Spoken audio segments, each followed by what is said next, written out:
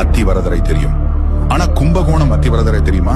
2013க்கு அப்புறம் இப்போதான் அந்த ரகசிய பாதாள அறை திறக்க போகுது. மார்ச் 1ஆம் தேதி வரப்போற அந்த அதிசயம் என்ன? இந்த கோவில் சாதாரணமானது அல்ல. தஞ்சை ஆண்ட சோழ மன்னர்களால் கட்டப்பட்ட மேலக்காவேரி வரதராஜ பெருமாள் கோவில்.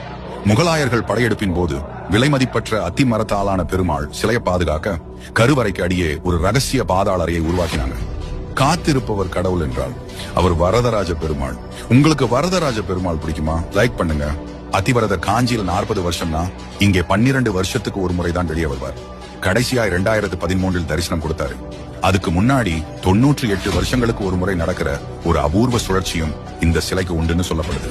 நிலத்தடி நீர் மட்டத்திற்கு கீழே இருட்டான அந்த அறையில இத்தனை வருஷமா பெருமாள் யோக நிலையில இருக்காரு. மார்ச் 1 வெறும் 10 நாளைக்கு மட்டும்தான் இந்த அபூர்வ அத்திவரதர் தரிசனம். இந்த 12 வருட காத்திருப்பு மார்ச் 1 முடியுது. நீங்க கும்பகோணம் அத்திவரதரை பார்க்க போறீங்களா? அந்த பாதாள அறை ரகசியம் பத்தி நீங்க என்ன நினைக்கிறீங்க? கமெண்ட் பண்ணுங்க. மறக்காம சப்ஸ்கிரைப் பண்ணுங்க.